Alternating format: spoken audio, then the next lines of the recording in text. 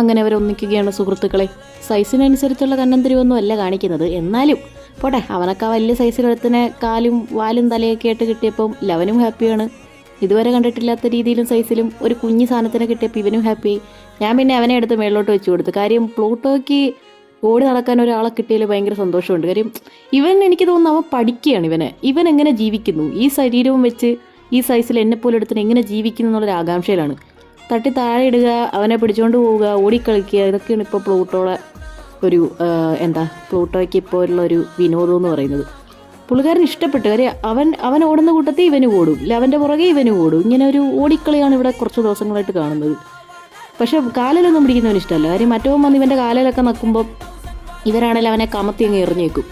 അപ്പോൾ എന്നാലും വലിയ കുഴപ്പമൊന്നുമില്ല. രണ്ടുപേരും അങ്ങോട്ടും ഇങ്ങോട്ടൊക്കെ അവരുടേതായ ലോകത്ത് വളരെ ഹാപ്പിയായിട്ട് ജീവിക്കുന്നു. എത്ര നാളിത് പോകുമെന്ന് എനിക്കറിയത്തില്ല. കാര്യം മിക്കവാറും ഇവനെ കൊണ്ട് കളയും.